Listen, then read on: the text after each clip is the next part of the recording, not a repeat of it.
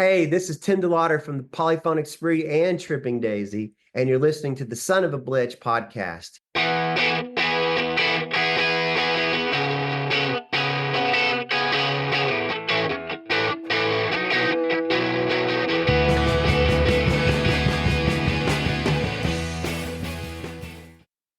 Hey Tim, how you doing today, man? I'm doing good. Thanks for having me. Man, it's a pleasure. Listen, I've been a longtime fan of your music, all the different bands you played in, all the different art you put out there, and I really wanted to kind of explore all that. But I figured for the listeners who may not be fully familiar with, your, Rolodex of art that you've put out, can we maybe start at the beginning, talk about a little bit of where you're from, and maybe, rewind down to that day at Blakewood Elementary that really kind of spawned your love and desire to play music live and kind of take this and run with it for your life? Sure. Well, I'm born and raised in Dallas, Texas. I was born in Oak Cliff, Texas, which is it's in Dallas, but it's right on the edge. It's in the Dallas area, but a little small town. Um, Born there and gosh, you brought up Lakewood Elementary. That is kind of like where it all started. Although, my aunt was a musician. She was in an all-girl band when I was a little kid, toddler, kind of walking around and finding my way. And I'd sit in on she'd be babysitting me, and I'd sit in the middle of their band practices, these girls rocking out. And the name of their band was Hot Ice, which was a trip. But so I think it came from that, and also from my grandmother who sang in the choir. My grandfather was a preacher, and she sang up there hymns every day. I'd be at church with her on, Wednesdays and Sundays, and um, basically being there with her singing. So it's like music was kind of always around. My dad was always singing, and but yeah, I like one day I was in my music class at Lakewood, third grade, and my music teacher, Miss Simons, um, came in, and this was completely out of the blue and not characteristic of her at all. She was a very staunch, kind of real dry, conservative woman. And she goes, "We're just going to listen to a record today." And she put this record up on the chalkboard, and it was um, I didn't know at the time, but it eventually, after it played, was Emerson, Lake and Palmer. It was the trilogy record. And she goes, "We're just going to listen to this record."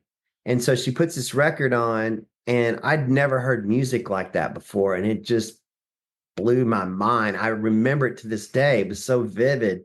And I'm just looking at this album cover as I'm listening to this music. And it's this profile of these three dudes with long hair. And I'm like, that's all I could see. That's all I knew about him was the picture of the cover and then listening to it. And I don't know, but it just had a profound effect. And I was like, I remember going, this is what I want to do. I want to make music. And a friend of mine in the class, his dad had a Les Paul, and he said, "Why don't we start a band?" So he went over, asked his dad to borrow his guitar, and we went over to his house, and I would just kind of play drums on books, school books in the bedroom. And then um, we had told our music teacher, we wrote a song called Sing Along with My Tambourine. We told our music teacher, "Hey, we'd like to come in and play this song that we've written." And she said, "Yeah." So I went and got some ice cream buckets from the Baskin Robbins, and I built myself a drum kit. And I had one, they were painted black and white, and I bolted them together and had these X's on them where I hit them. And it was like my drum kit. And we played for the class, and the class loved it. And everyone was clapping. I was like, "This is it, man. This is what I'm going to do." And the rest is history. And I ended up doing that. I moved to Duncanville, and I met a dude there that was, playing Rolling Stones songs all the time. And so he and I started a band. My dad bought me a drum set. It was a 1968 Ludwig Blue Sparkle drum kit. And we played Stones covers, and I was the drummer for that band. He sang. And then I eventually got into this metal band called Saint, where I was playing drums. And then one day I come over there just to visit my friend Kendall, and who played guitar in the band. And as I'm approaching the garage, I'm hearing the band play, and I'm like, but I'm not in there. And I hear the drums. I'm like, what's going on, man? And I kind of looked through a little sliver of the glass that was painted, but I could see a little crack, and I saw this dude in there playing a double bass Ludwig uh, chrome kit, huge kit, and he's just killing it. And I'm going, oh my! My heart dropped. I just turned my back to the garage and slid down and sat on my ass, and I was crying, man. And the band had stopped, unbeknownst to me. I was just in complete bewilderment. And Kendall comes around, he sees me. They were coming out for a break. And he's like, dude, what are you doing? I'm like, what's going on, man? Like, what are you doing? Like, how could you do this? He's like, Tim, he just, he's got a great kit. He's really good. I had a blue sparkle kit, like a killer, like today it's great, but it didn't really scream of like heavy metal, and it just didn't look the part. And Joey had this double bass Ludwig, but Kendall goes, man, why don't you try singing? I'm not really good at singing, and you've got a good voice, and maybe once you try to be the singer. And I'm kind of like drying my eyes a little bit. I'm like, all right, I guess I could do that. And I get in there, and I knew the songs. And so I just started singing, and it just like a duck to water, man. I just like, wow, this is what I'm supposed to be doing. And so I became the singer of that band. And then it became another band called Regency. And then I took a break from music, and yeah, but yeah, that's how it all started. So then how did Tripping Daisy form? I believe I heard a story. It was your girlfriend at the time, now wife, kind of introduced you to us, and then it kind of formed the ethers of all the artists kind of came together. But what year was that? And kind of walk me through the beginning stages of that. So, I took some time, moved to California when I was 18, and just kind of bummed around with a friend, Scott Berman, who eventually became the guy that did all the visuals for Tripping Mhm. Daisy. Um, and then I came back from California, and then I moved to Colorado. I lived in Crested Butte, and I worked at a ski resort there, at Crested Butte Ski Resort. And I had to ski to work every day. And I had a friend there, Stephen Burrill, who we lived up there together. He played guitar, and Stephen and I would always kind of jam together. He would play, and I would just improvise lyrics and melody and sing. And so there was an open mic in town in Crested Butte. And we were like, dude, let's just go up there and do this thing. And we didn't really know what we were going to do. And we get up on the stage, and place is packed. It's a black box theater there in Crested Butte in the town. And I said, just play whatever, man. I'll just make it up and see what happens. And so he started playing, and I closed my eyes and just started singing about what I was seeing and hearing, and just tuned everything out. I was in my own world. And I remember we finished the song, and I opened my eyes, and it was like quiet. And then all of a sudden the whole place erupted. It was like, holy shit. It was like everyone stood up, they were applauding, and like it was like crazy, screaming, whistling, or like I'm looking at him, he's smiling at me. I'm looking at him, go, oh my God. And for me, it was like, what am I doing? I know what I need to be doing. I need to get back. I want to start a band. And it was so clear like that. It's literally on that stage listening to everyone applaud.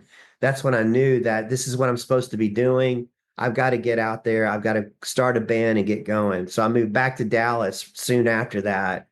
And Julie and I lived together on Ross Avenue in Dallas. And I lived in an area that was not, it was at the time, it was a really shady area. Now it's all been gentrified, and it's, great around here. But back then it was kind of drug houses, and a lot of musicians and artists live here. So I'd bounce around and try to meet as many artists as possible. I jammed with, Kenny Withrow was in New Bohemians. He went to school at Lakewood. So I knew Kenny from back in elementary school, and he was playing music back then.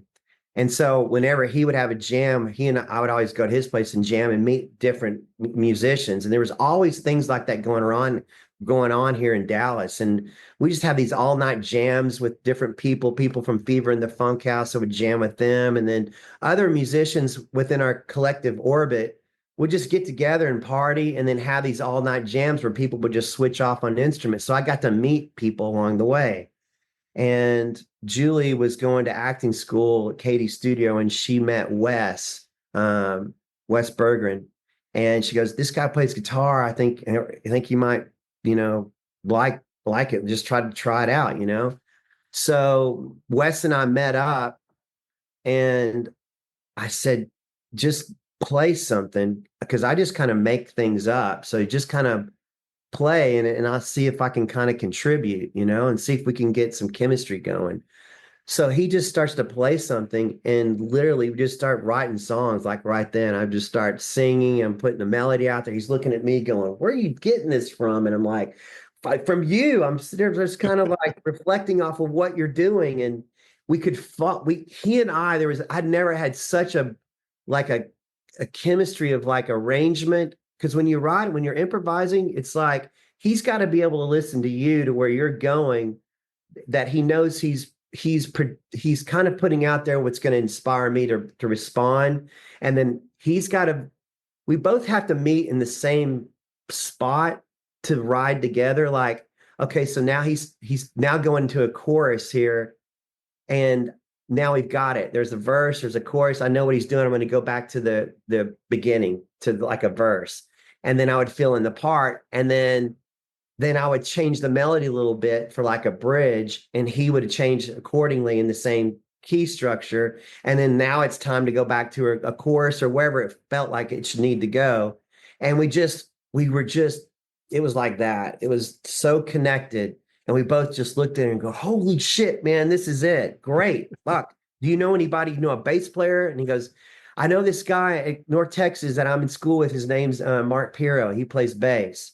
And I'm like, cool, get him over here. And we had Jeff Balk was the first drummer of Tripping Daisy. And he's the first person I met at a jam around here in the neighborhood in Dallas. And so Jeff and I hooked up. Jeff was great, real fluid, organic drummer, was a lot like me as far as improvising. And so Jeff was first drummer. Wes came along. Wes knew Mark. Mark came over and we jammed with Mark. And it was the same way. Mark just kind of like picked up with us because the songwriting was such an organic thing. And you have to be able to kind of follow that. And Mark was the same way, kind of picked right up and jumped in. And before we knew it, we had this band and it happened really fast. And I told you earlier about my friend Scott Berman, who I live with in California. I called him up, said, man, I want to have visuals for this band, kind of reminiscent of like the Fillmore Light Show. Mm-hmm. So I went out, I'm a dumpster diver, and I went out and found some slides that had been ruined by the elements of sun and shit that had been on it. There was a house that flooded and these slides got ruined, but they looked really cool. They were real psychedelic. So he went and got a slide projector from Goodwill and that was our first show. We played an open mic at Club Dada here in Dallas.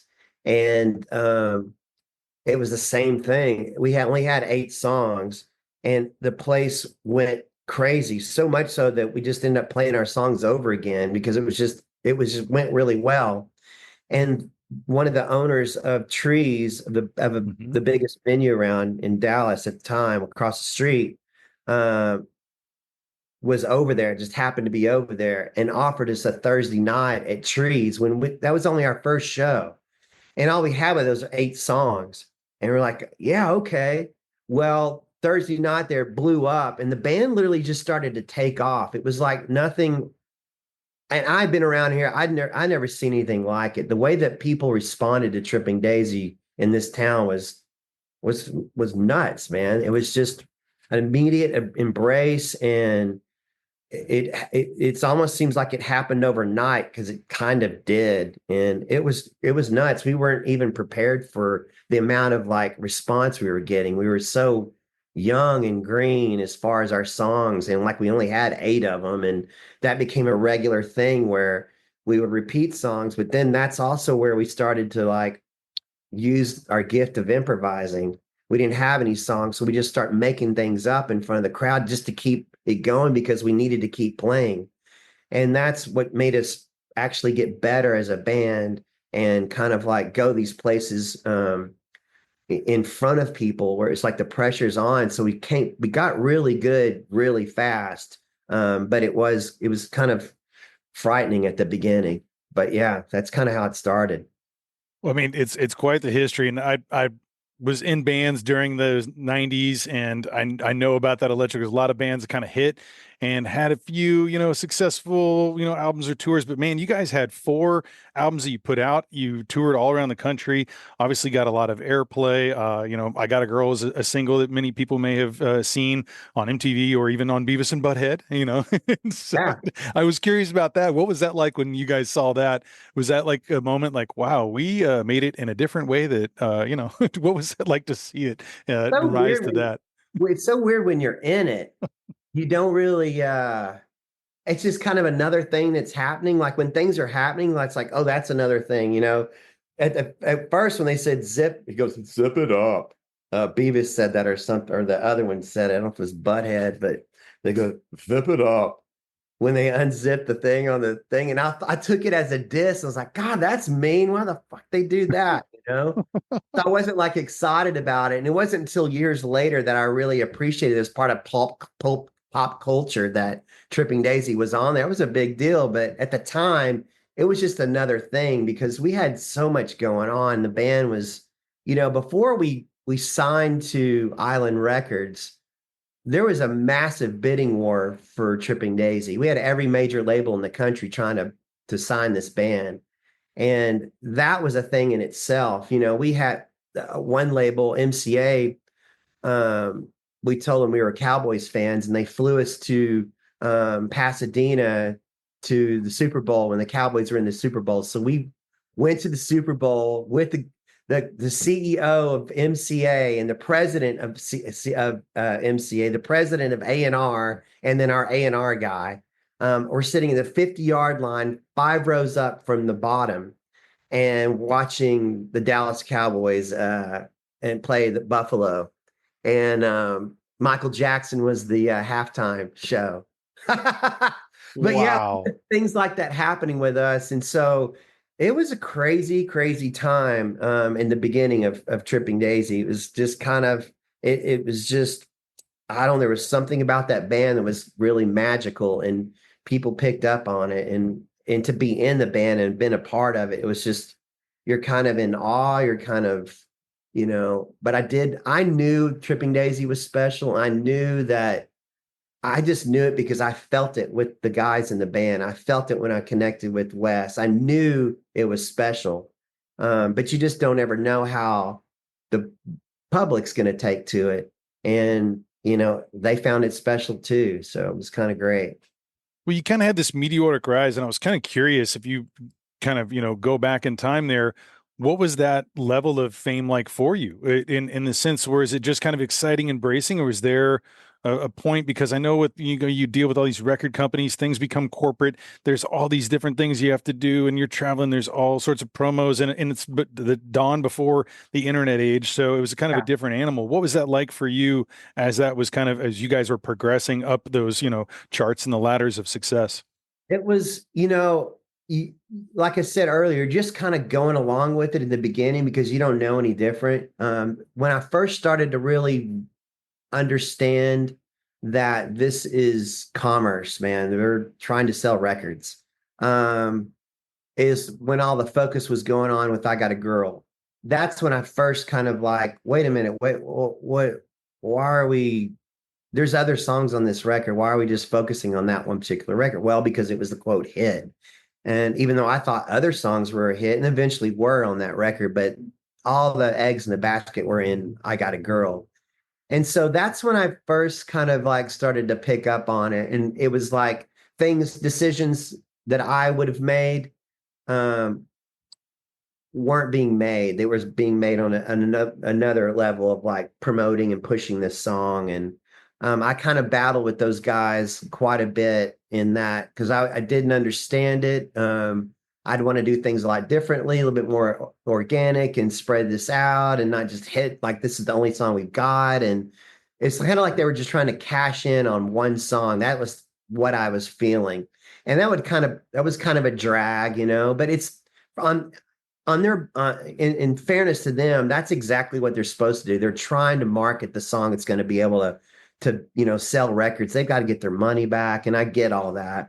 I just think there at the time I thought it could have been done a lot way across the board and get more longevity for the band and not really burn people out on one song. There's a real art to being able to like make that transition from your hit single to the next one and kind of keep it going rather than just burning people out on that one kind of quirky song. It's a great song, but it's kind of quirky and it could, burn some people out, which ultimately would, it's negative on the band.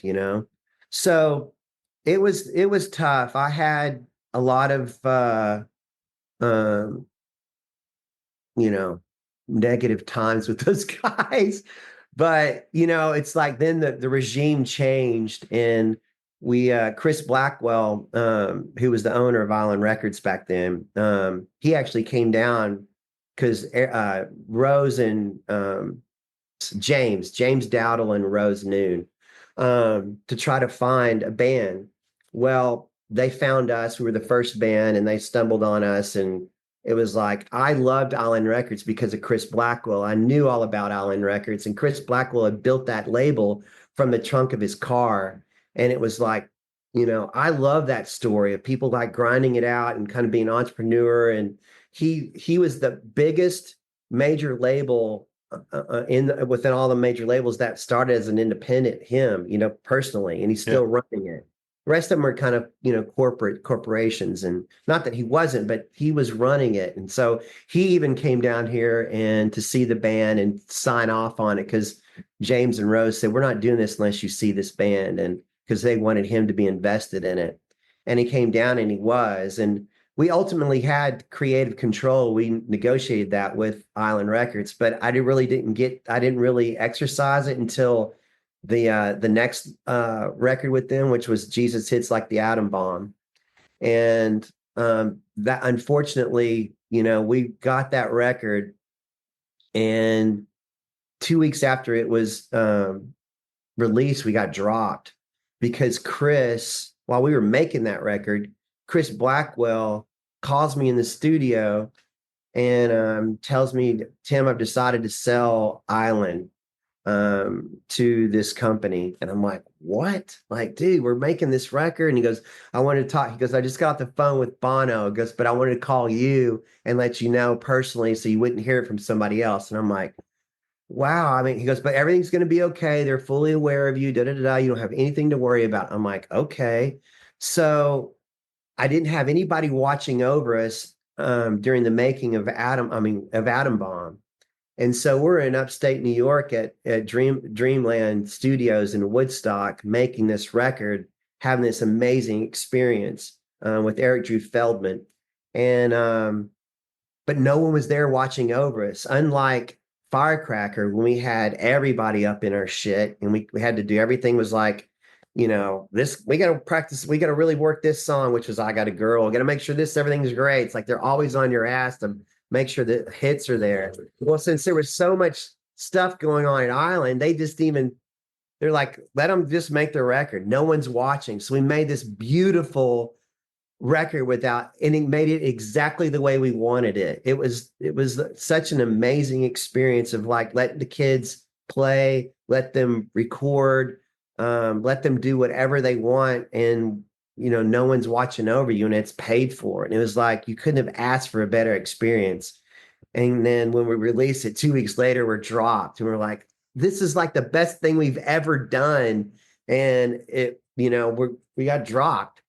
So that was really debilitating. That was and that's when I really like, I'm not down with these major labels, And so it was like every time I went into any sort of deal with anybody, in their major label. I was always skeptical. I knew what I was up for. It was a trip, and we'll talk about Spree in a minute, but yeah, that band's been in on 8 different labels. It's just kind of now I haven't been on a label. I'm on Good Records label for quite some time now. But anyway, so yeah, I kind of ran the gamut. I came an adult. I kind of learned about a lot about business with Tripping Daisy, and I learned the ins and outs of labels. And I had the best experiences with labels and the worst experiences with labels, and the best experience was with, the higher ups, and the worst experiences with the higher ups. And so art and commerce, man, it's a thin line, it's a tightrope, and you have to walk on it. Certainly. Well, that brings you to the idea of the final album you guys had was self-titled, and I believe that I saw, that was Good Records as well. Was this an independent thing? Was there other groups that were a part of that? And what did that look like when y'all were recording? And if you can kind of walk us through, maybe what happened and where the band hit pause for a little while. Yeah. So we were Tripping Daisy. I mean, we were a kind of a road dog band.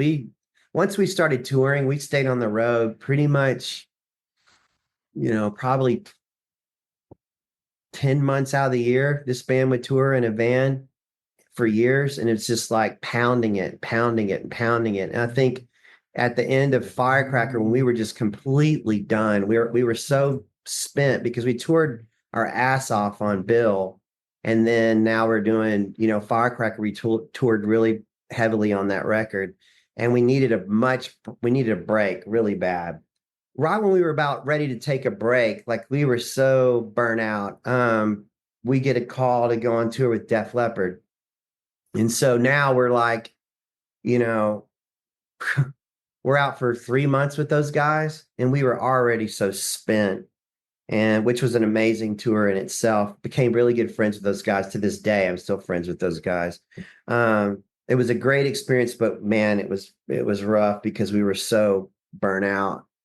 But we got back, and we decided, we took a little time off, and we did a small tour with Atom Bomb just to kind of do it, but we really didn't tour that record.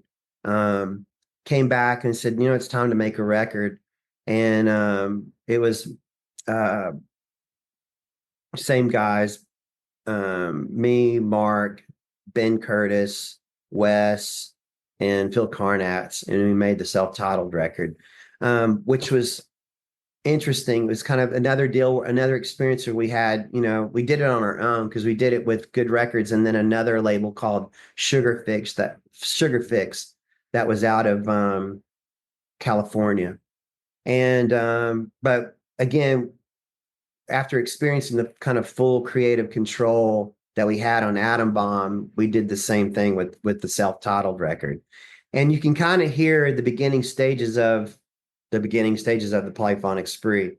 And that's kind of what started to happen. But we were in the middle of making that record, and Wes passed away.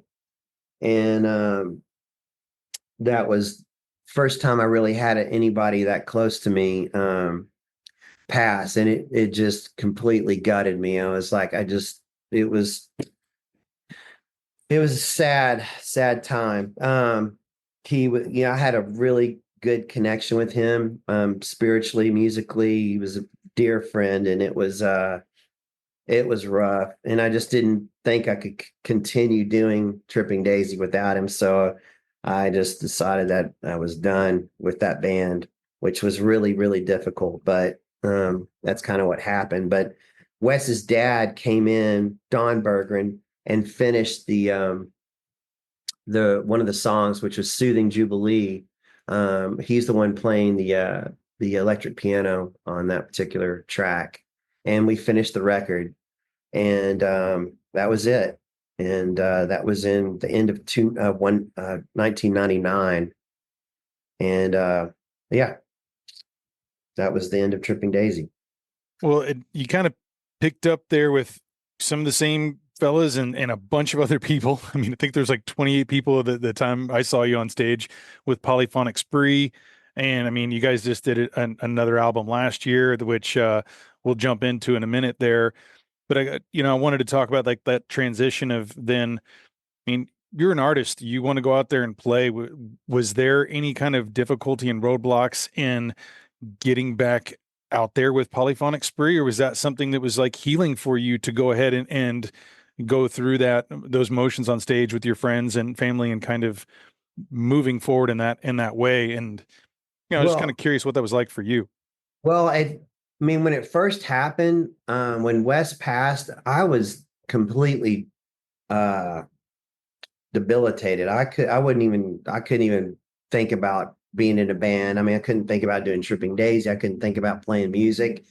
I went through a rough time. It was weird timing because we also had the birth of our son, Oscar, in 2000. So it's like I'd lost Wes, but then I had this brand new baby boy. And it was such a weird time. I think Oscar saved me in a lot of ways, me and Julie, from that, because that was devastating what happened with Wes. Mhm.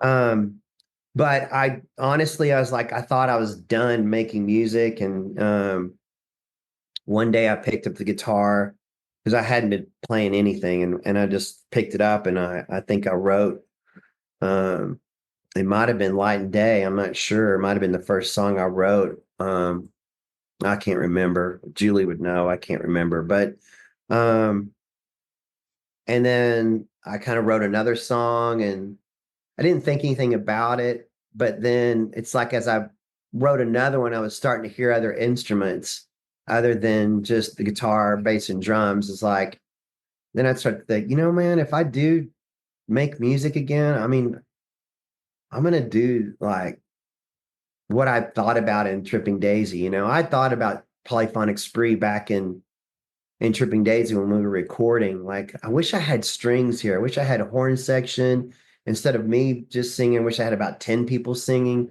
These were arrangement ideas that I had in Tripping Daisy, but we didn't have that stuff. And that's why a lot of the sounds on Tripping Daisy are kind of experimental because it's almost like we're trying to create more than what our instruments would allow, trying to reach different sounds and stuff. So that's why you kind of hear the birth of it in Tripping Days. The sound was changing. You can hear it. There's just the alignment with the sun that's happening, a kind of a birthing that's getting ready to happen, unbeknownst to me.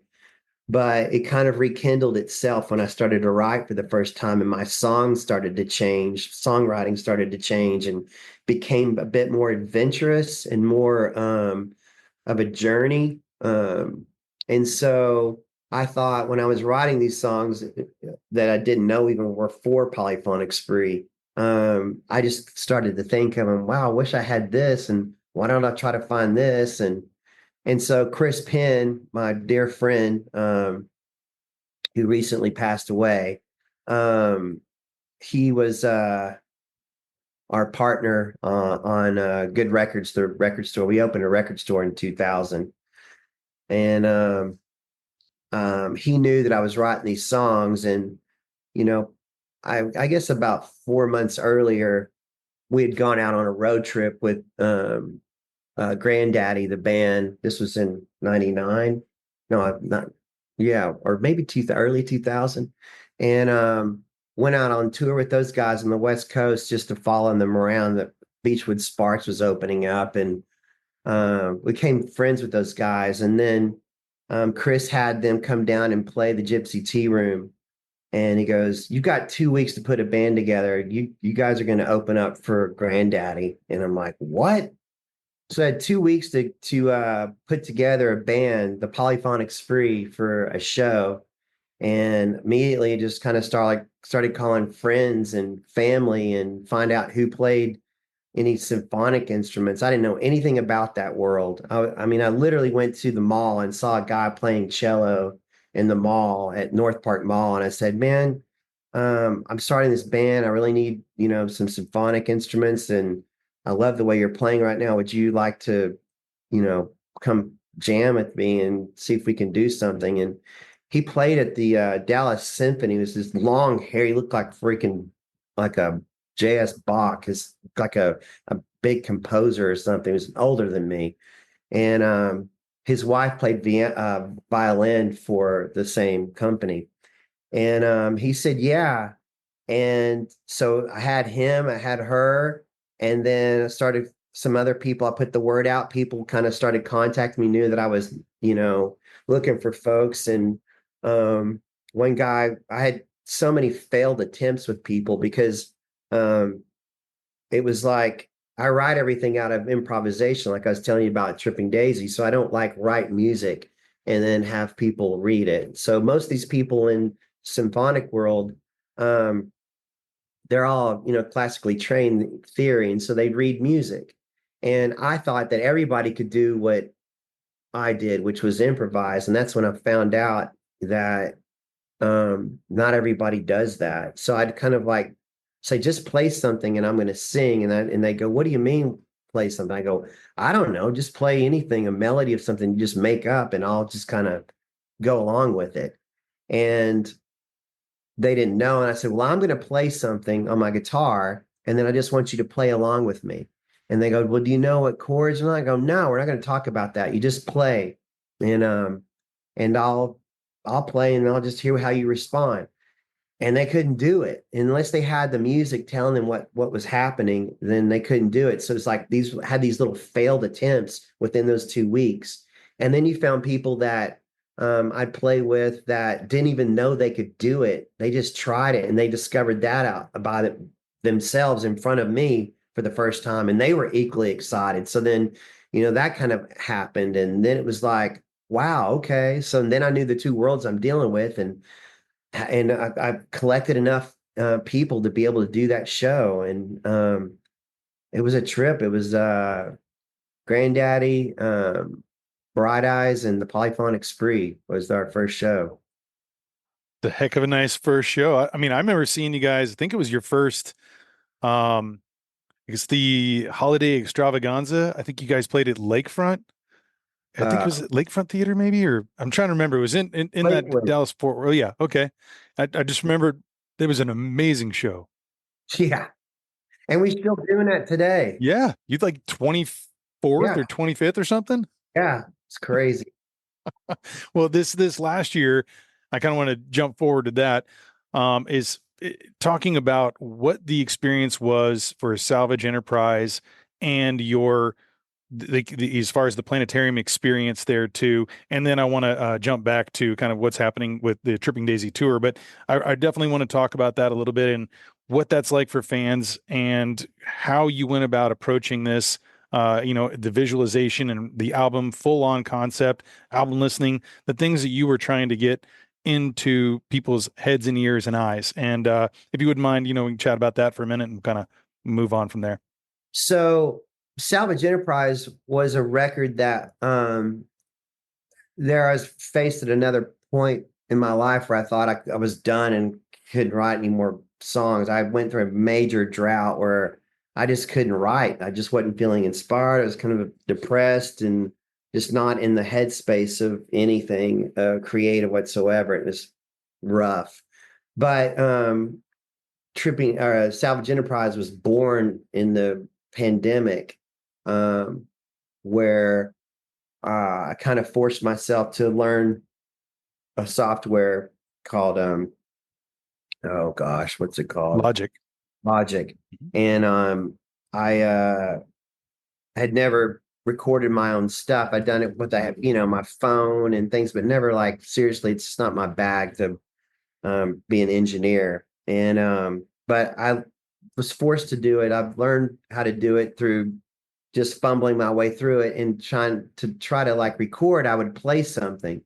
Well, when I was playing something, it kind of like, you know, wow, it's just me and a guitar, and I'm recording, and I'm learning how to record, and at the same time I'm playing, and it would provoke a feeling, and then I'd start singing, and I'd write a song, and it was like, and the first song was Give Me Everything, and it was it was like a revelation. It's like, oh my God, I'm back, I can write again. It was freaking me out. I was like so inspired, and it kept provoking other things. And so I wrote Open the Shores, and all these were by myself, and I recorded them. And those are what you're hearing on the record is actually my recording of me. There's 3 songs recorded that I recorded here, and the rest I did with Casey at Valve Studios. But yeah, so I had this very personal record that was different from anything we'd ever put out, which, that's not saying much because every record's kind of different. But this was more like the beginning stages in a lot of ways, but something something different, way more personal record for me than I've ever done before. And the approach was extremely different, and well, also the hardest record I've ever made, but nevertheless. But when it was finished, I knew I wanted people to hear this as an album as a whole. And so I struggled with it. The record was done for a year, and I just couldn't find in my heart to like release it because of the times we live in. People don't listen to albums anymore. It's all about, the jukebox in your pocket, and you go from song to song. And sometimes they don't even finish songs anymore. They just Mhm. switch to another song. It's just a real drag as an artist, especially when you write a body of work that you want people to take this journey. So I decided in order for people to hear this, that I was just going to go travel around with the sound system and, basically have a captive audience where they just have to sit there in the middle of this circle that I built with speakers and under the stars and listen to the album. That was my way of like doing it. So I had a certain amount of money to spend. I rented a Sprinter van, and I had 12 speaker sound system on tripods and 2 generators. And I just head out on the road, went up and down. I started in Joshua Tree. I did 2 nights in Joshua Tree, and then head to Ojai. And then I just went up and down the West Coast doing pop-up listening experiences. And I'd tell people, I'm going to be at this location on social media at this time. And then if you show up, it's free. And I had these moving blankets, and people would lay down in the circle, and I'd play the record from start to finish. And that's how I did it. That was how I was going to get people to hear it. So I did that until I ran out of money. And then I came back and I said, all right, I guess it's time to go ahead and put this out there. And so at the same time, I was talking to my friend Scott Berman, who did the visuals for Tripping Daisy back in the day. And I said, he and I had been talking. He was a big fan of this record. I'd shared it with him early on through voice memos. And he's like, Tim, this is some of the best stuff you've done. And he was just majorly behind it. And he and I had talked about doing a planetarium experience back in the day with Tripping Daisy. Just never happened. And then we started talking about, making an immersive film with this particular record.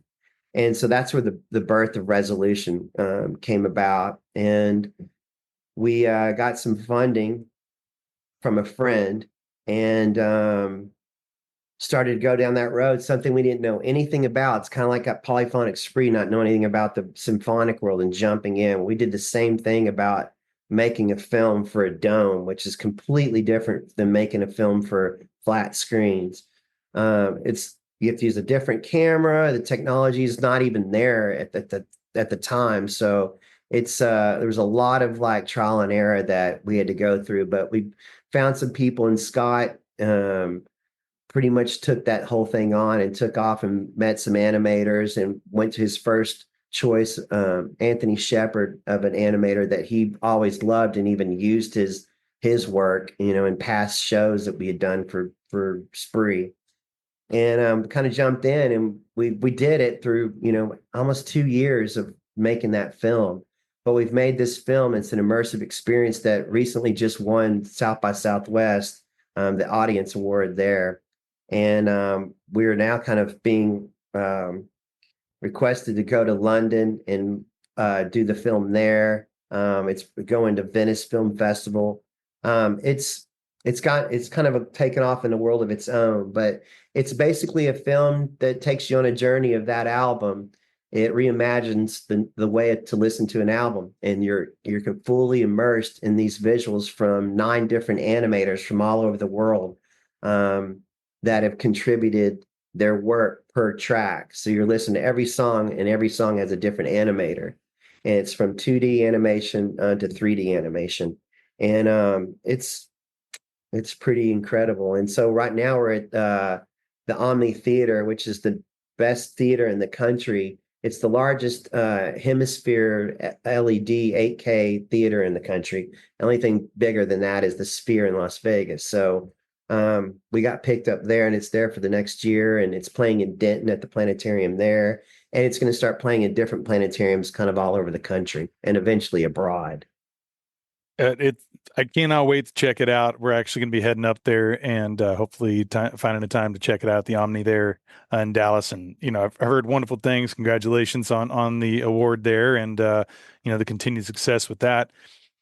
Jumping into now the idea of what's, in front of us here. It's about to embark upon the first nationwide tour with Tripping Daisy in quite a while. I mean, in 2017, I know you played a handful of gigs, kind of did some regional stuff, and there's been some shows that have happened, New Year's gigs and some things. But when did you guys decide to go ahead and take this by storm? I mean, obviously, we're celebrating the 30th anniversary of I Am an Elastic Firecracker. I know you guys are going to be playing this in its entirety as well as a bunch of other hits. And I was kind of curious, when did this start and how did that decision come about with the guys to, hey, let's go ahead and do this and let's hit the big tour this time? So Chris had Chris Penn had people get together to play some Alice Cooper songs for a film that he made when he got the original Alice Cooper band to come play Good Records live from the AstroTurf. Um, he was doing a night of Alice Cooper songs and had different bands, and he had Tripping Daisy play because we happened to be in town. And so we did that, and then the next day, since we were all there, we decided to play a surprise show at the Kessler. Well, it was great. Had a really fun time, and we actually did for the first time ever since we've reconnected, did kind of some improvising like what I used to do back in the day. And it just felt so good to me. It was like, wow, this band, we could do this. I had this like, it was reinvigorated for me to like get back to it because I so much love that feeling of that spontaneity and being able to like just being on the spot and go there. And we did it that night. And so I left her that night. And I told Chris, I go, man, I'm like charged. I'm like, I could go do this again. I want to play. I love that feeling. It was awesome. I want to get back at it. So I knew that we were going to eventually do it. And Chris and I talked about it, and we the time came, we found a booking agent and put it out there. And Chris actually kind of put the dates out there, and we booked the tour. It was like 2.5 months, and Chris had his fall um, where it put him in the hospital. It was debilitating, and but the tour was booked. It was for 2.5 months, and I told Chris, I was like, dude, I can't do this tour with you like this. I don't know what's going on yet. And he's like, you got to do the tour. And I said, well, I'll do half of it. So I committed to a month of it. So we had to cancel the back half, a month and a half of it. And so I committed this first month. And so we're doing it, and unfortunately, Chris passes, and now I'm all alone, and I've got this tour that he kind of like spearheaded with me. And so I'm trying to find the way of making this thing work. And so it's weird, as I did all this stuff when I was in my 20s, but now I'm like back at it again. And it seems like the world's changed, and I'm trying to put this tour on, and I'm dropping the ball left and right, but it's booked, it's happening, it's out there, and people are buying tickets, and that's all I know. And the band's rehearsing, and we'll be ready for it. But it's a challenge for me. I miss my friend terribly, and so rough dealing with that. But he insisted that we go, and I'm gonna do it, and he'll be out there, and it'll be cool, and it's going to be bittersweet because he was going on tour with us. But I'm just so, I don't know, I'm thankful that we're doing it, and I'm also thankful for Chris. But it's been really rough on me. So It's kind of it's been a kind of a nice distraction working on this Tripping Daisy because it kind of keeps my mind, geared on that. Sure. Oh, I understand, and I'm sorry for the loss, and for his family. They've been in my prayers, and I know that there's a lot of people who have kind of rallied around to support his family and do whatever they can. And I know that there's a GoFundMe out there, and I'll throw the QR code here for all viewers and listeners. I'll have in the show notes below, so you guys can go and kind of contribute and help out there, and give whatever you can for his family. Yeah, please do. They're amazing. His boys are special to me. And yeah, please, if you feel so inclined to, yeah, donate a little something. If the QR code's there, I really appreciate that. Well, and I know it with Good Records that you guys co-founded, you got the record store there. And I know you guys have a lot of different releases coming up. If you want to kind of talk about, I know there's some pre-orders, some Tripping Daisy LPs, as well as there's, the Bill, and I know the Polyphonic Spree has one that just kind of came out, some limited edition stuff. What are some of the things that are coming, as far as those to the table soon, and when should people be ready for those to be released? So we're doing pre-sale of I'm an Elastic Firecracker and then another pre-sale of Jesus Hits Like the Atom Bomb. We sold out of Atom Bomb on last time, so now we're doing another order of Atom Bomb for anybody that didn't get to get, and it comes with all the same things that the first one came with. All of our Good Records releases have always been pretty amazing. If you've ever bought a vinyl release from Good Records, we go all out. You get things that no one else is going to get because we have all this personal artifact that we've had through the years that we accompany him with.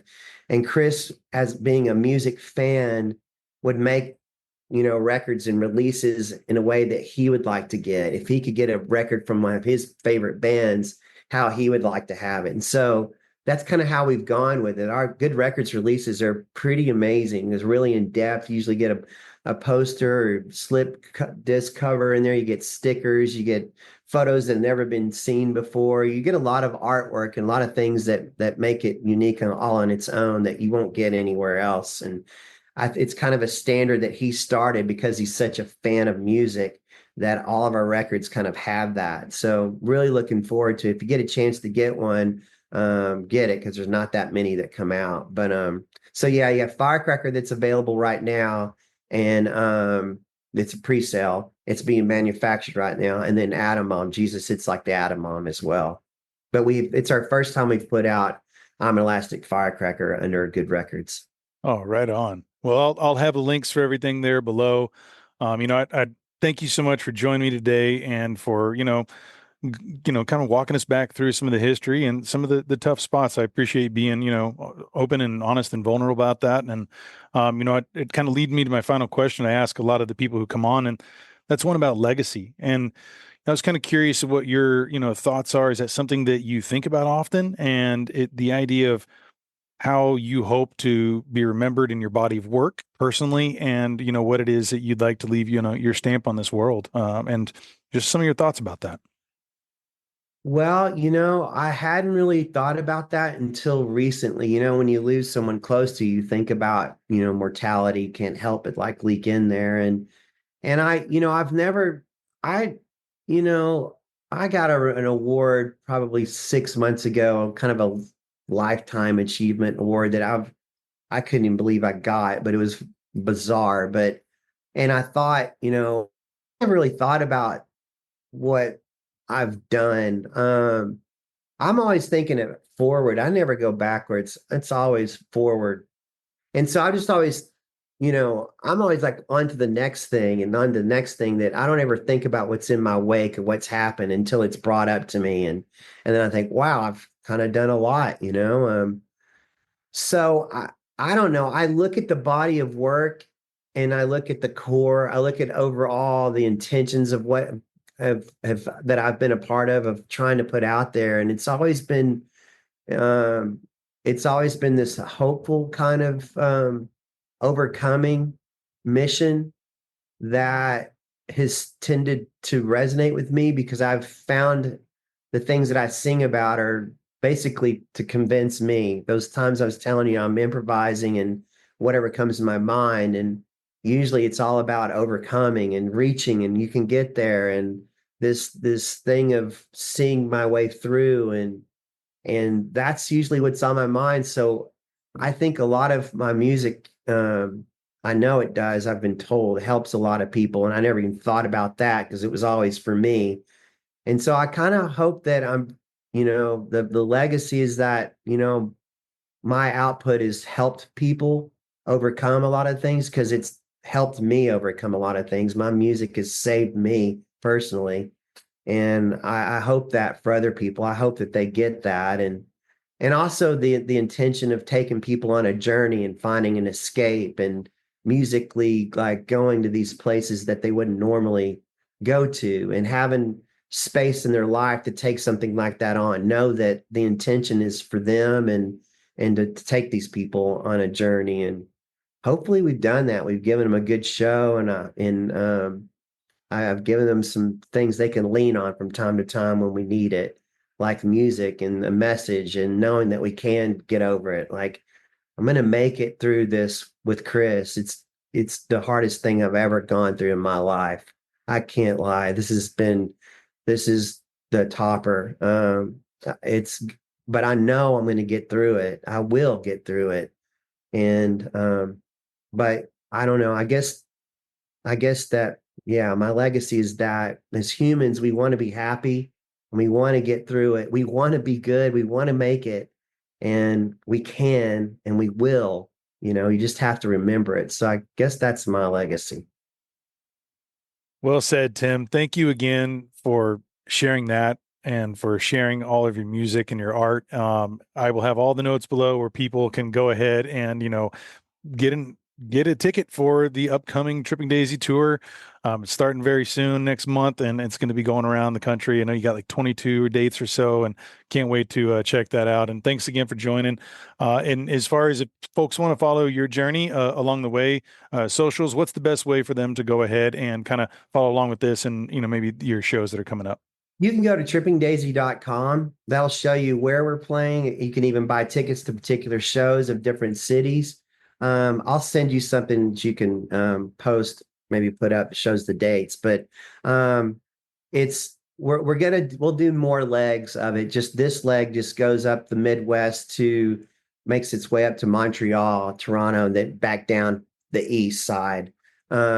But we'll be coming back out there and hitting places that we didn't hit this time in the future. But trippingdaisy.com will kind of give you everything you want to know. And then the polyphonicspree.com will get you where you want to go if you're interested in that as well. And then also Resolution Films. You can check that as well on Instagram to find out where Resolution's playing. Wonderful. Well, I can't wait. Thank you again so much for joining me today, and appreciate all that you're doing, man. Thanks a lot. I really appreciate you having me. Sorry I get long-winded, man. I kind of get to talking about it and just kind of rolls. So appreciate you hanging in there. I think everyone's going to thoroughly enjoy it, man. Thank you. All right, cool. Take care, bud. Take care.